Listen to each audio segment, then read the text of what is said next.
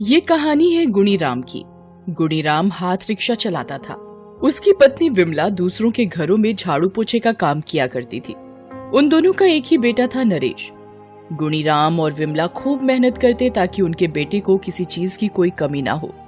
वो दोनों तो ठीक से पढ़ लिख नहीं सके थे, लेकिन पढ़ाई का महत्व खूब समझते थे। तभी तो उन्होंने नरेश का एडमिशन भी अच्छे स्कूल में करवाया था, ताकि पढ़ लिख कर वो अच्छी जिंदगी जी सके और उसे उनकी तरह संघर्ष न करना पड़े। एक दिन गुणीराम का बेटा अपनी झोपड़ी के बाहर उदास बैठा है। उसकी माँ हाथ में खाने की थाली लिए उसके पास खड़ी है। ये क्या जिद है बेटा, खाना नहीं खाओगे तो कैसे चलेगा? अम्मा, हम तुमको कहे ना कि हमको भूख नहीं है। सुबह से शाम होने आई और तुम्हें भूख ही नहीं लगी? थोड़ा सा खा लो ना बेटा, एक और अपनी अम्मा के लिए खा लो ना। चलो आ करो, आ। अम्मा, तुम समझती क्यों नहीं हो? हमको नहीं खाना है खाना वाना। तभी गुणीराम अपने घर पहुंचता है। उसे देखते ही उसकी पत्नी उसे बोलती है, आप आ गए जी। देखिए ना, नरेश सुबह से उदास बैठा है और तो और उसने एक निवाला भी नहीं खाया है। अरे, उसकी तबीयत तो ठीक है ना? गुणीराम अपने बेटे के सिर पर हाथ लगाता है। बुखार? हाँ, बुखार तो नहीं है इसे। बेटा नरेश, क्या हुआ है बाबू मेरा? है? बोलो ना बेटा, ऐसे चुप मत रहो। तुम खाना क्यों नहीं खाए आज? बाबूजी, अब हम स्कूल नहीं जाना चाहते। हाँ। अरे, स्कूल नहीं जाओगे? लेकिन क्यों बेटा? किसी ने कुछ बोला क्या तुमको? बाबूजी, हमको एक कंप्यूटर चाहिए। बिना उसके हमारा होमवर्क अधूरा रह जाता है। फिर जब मास्टर जी हमें डांटते हैं तो सभी बच्चे हमारा मजाक उड़ाते हैं। अरे, बस इतनी सी बात। तुमने पहले क्यों नहीं बोला है? तुम्हारे बाबूजी ले आएंगे तुम्हारा कंप्यूटर है।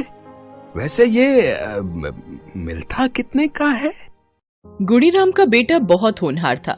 वो नहीं चाहता था कि किसी चीज की कमी के कारण उसकी पढ़ाई पर असर पड़े। वो उसी समय कंप्यूटर की दुकान पर गया।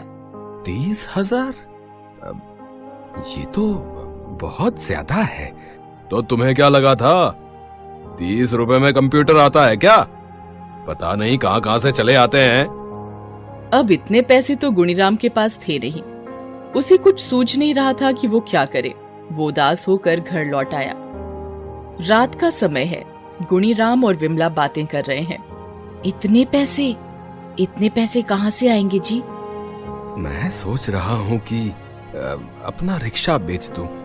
अरे, रिक्शा बेच देंगे तो कमाई कैसे होगी? तुम चिंता क्यों करती हो? मैं मजदूरी कर लूंगा, फिर से पैसे जोड़कर अपना रिक्शा ले लूंगा। लेकिन अगर पैसों के कारण नरेश की पढ़ाई रुक गई तो खुद को कभी माफ नहीं कर पाऊंगा।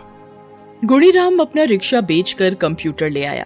नरेश कंप्यूटर देखकर बहुत खुश हुआ। गुणीराम मजदूरी करने लगा। हालांकि अब उसे पहले से भी कड़ी मेहनत करनी पड़ती थी।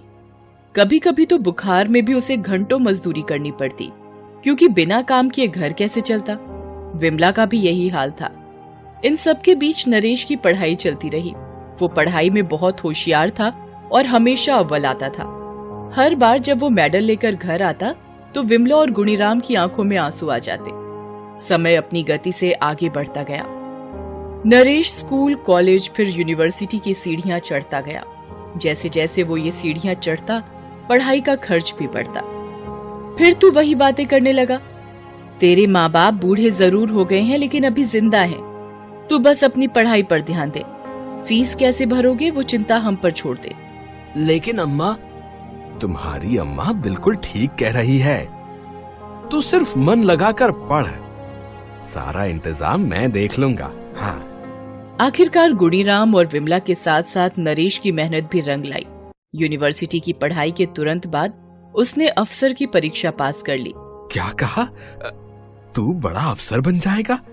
तुझे बड़ी सी गाड़ी भी मिलेगी?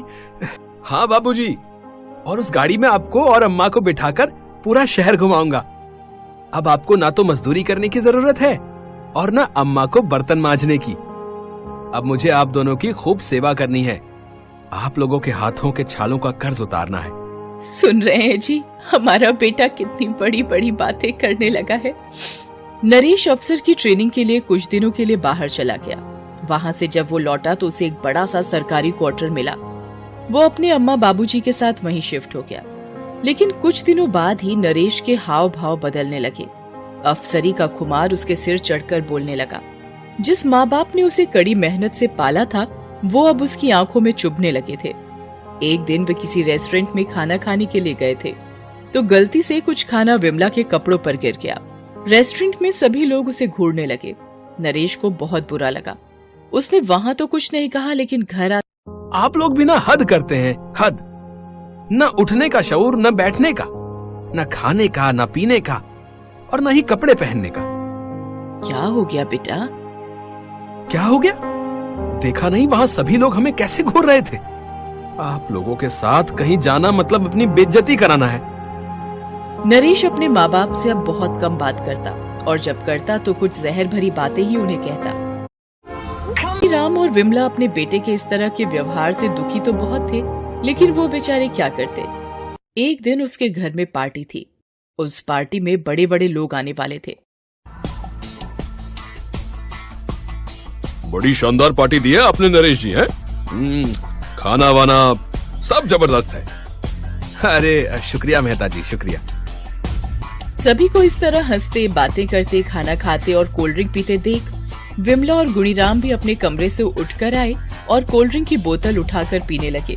तभी एक गेस्ट की नजर उन पर गई। ए, तुम दोनों किससे पूछकर ये ड्रिंक पी रहे हो? नौकर हो ना यहाँ? नौकर होकर यहाँ मालिकों के बीच ड्रिंक पीने लगे हैं? वो भी बिना किसी से पूछे। हिम्मत कैसे हुई तुम लोगों की? नरेश, नरेश! शोर सुनकर नरेश उनके पास पहुंचा। नरेश, ये देख लो अपने नौकरों को, हैं? इन्हें जरा भी तमीज नहीं है, हैं? नौकर नहीं तो क्या मालिक हो तुम इस घर के, हैं? बदतमीज, हैं? नरेश, यही वो लोग हैं जो हमारे अच्छाई का फायदा उठाते हैं, फिर एक दिन हमारे घरों में चोरी करके फिर दूसरे शिकार की तलाश में निकल जाते हैं। मेरी मानो, तुम अभी इन दोनों को धक्के मारकर यहाँ से निकाल दो। नरेश के सामने उसके माँ बाप का अपमान होता रहा, लेकिन वो चुप रहा। पार्टी खत्म होने के बाद जब सभी गेस्ट चले गए तब नरेश ने बोलना शुरू किया। हो गई ना तसल्ली? पड़ गई ना आप दोनों के दिल में ठंडक? कहा था ना आप दोनों को पार्टी में नहीं आने के लिए। वो बेटा कोल्ड ड्रिंक देखकर तुम्हारे बाबूजी को पीने का मन कर रहा था, इसीलिए चले गए। क्या अम्मा, आप लोग भी ना? लेकिन तुम्हारे दोस्तों ने जब हमें चोर कहा तो तू चुप क्यों रहा? तो क्या करता? क्या बोलकर आप लोगों से उनका परिचय कराता? ये बोलता कि ये मेरे बाबूजी हैं जो रिक्शा चलाते थे, मजदूरी करते थे। ये मेरी अम्मा है जो दूसरों के घरों के जूठे बर्तन मांजा करती थी। बताइए, ये सब सुनकर मेरी क्या इज्जत रहती उन लोगों के आगे? हाँ बेटा, तू बिल्कुल ठीक कह रहा है। तू इज्जतदार हो गया है, अब पहले से कहीं समझदार हो गया है। लेकिन तू भूल गया कि इस समझदारी के लिए तेरे माँ बाबूजी ने क्या क्या किया है। कोई एहसान नहीं किया है आप लोगों ने, सभी करते हैं। वैसे भी मजदूरी करके और घरों में झाड़ू पोछा करके आप लोगों ने मुझे कोई रईसों वाली जिंदगी नहीं दी है। एक एक चीज के लिए समझौता किया है मैंने। गुणीराम और विमला अपने बेटे की बातों से बहुत दुखी हुए। उन्होंने उसे ज्यादा कुछ तो नहीं कहा, लेकिन उनकी आत्मा तक उसकी बातों से रो पड़ी। उसी रात वे उसका घर छोड़कर फिर से अपने पुराने झोपड़े में वापस लौट आए। गुणीराम किसी से किराए पर लेकर फिर से हाथ रिक्शा चलाने लगा और विमला दूसरों के घरों में झाड़ू पोछा करने लगी। नरेश भी उनके पास नहीं गया। वो अपने दोस्तों के साथ ऐश करता, पार्टियां करता, यहाँ वहाँ घूमता और अपनी अफसरी के नशे में रहता। लेकिन एक दिन जब वो अपनी गाड़ी से अपने दोस्त के घर से पार्टी करके वापस लौट रहा था, तभी सामने से आ रहे एक ट्रक से उसका भयानक एक्सीडेंट। सड़क पर लहूलुहान वो पड़ा हुआ था और लोग उसे देखकर निकल रहे थे। गुणीराम उसी रास्ते से गुजर रहा था। अपने बेटे को इस हालत में देखकर उसके हाथ पांव फूल गए। उसने तुरंत उसे अपने रिक्शे में लादा और अस्पताल पहुंच गया। विमला को भी जब नरेश के एक्सीडेंट की बात पता लगी तो मेरा बेटा ठीक हो जाएगा ना जी। उसके बिना तो मैं मर जाऊंगी। सब ठीक हो जाएगा, भगवान है ना। हमने किसी का बुरा नहीं किया है विमला, हमारा भी कुछ बुरा नहीं होगा। भगवान ने उनकी सुन ली। नरेश का ऑपरेशन सफल रहा। डॉक्टरों ने कहा कि वो उसे सही समय पर अस्पताल ले आए थे, नहीं तो उसका बचना मुश्किल था। लेकिन मेजर एक्सीडेंट होने के कारण उसे 2 महीने अस्पताल में रहना पड़ा। अस्पताल में सारा दिन उसके माँ बाप उसकी सेवा में लगे रहते। उसे खाना खिलाना, उसके कपड़े बदलना, यहाँ तक कि बाथरूम तक वही करवाते थे, क्योंकि वो इन सब चीजों को करने में असमर्थ था। जितने दिन वो अस्पताल में रहा, उसका कोई भी दोस्त उससे मिलने नहीं आया। जिसके साथ वो पार्टियां किया करता था, ऐश करता था।